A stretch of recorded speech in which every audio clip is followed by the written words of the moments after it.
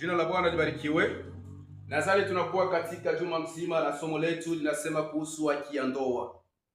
Na hapa tutakwenda kuonyesha neno letu na somo letu linasema ya kwamba sababu gani uaminifu hauko tena katika ndoa. Sababu gani uaminifu hauko tena katika ndoa? Tutakwenda kuonyesha ya kwamba kuna watu wengi wanakwenda kuwaoa. Unaweza kwenda kuoa dada, katika macho ya kimwili unamuona ni dada, lakini ukikwenda kumtazama huyu hana tena dada. Sababu gani? Huyo wakati alipokuwa iko kwao alikwenda anaonja, mara anafika anaonja huyu, mara anaonja huyu, mara anaonja huyu, na wakati alipokuwa anakwenda anaonja honja. Wakati sasa wewe utakwenda kumwoa huyu kuwa kama vile mchumba wako, ataingia katika ndani ya nyumba, na wakati sasa akishakuwa ndani ya nyumba ataanza kugagua sasa.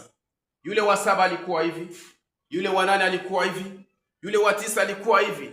Na akigundua mapungufu ndani ya nyumba, akigundua mapungufu ndani yako wewe mme, ujue ya kwamba huyo hatakuwa anachipuka kila siku, na utakuwa unalaumu ya kwamba mke wangu atulie, sababu ulikwenda kumwoa hakukuwa binti bali alikuwa ni mama. Hivyo hivyo hata katika wa vijana kuna wengi kabisa wanakwenda kuchipuka mbele ya ndoa, lakini maandiko yanasema ya kwamba ni sharti kila mtu awe mwaminifu.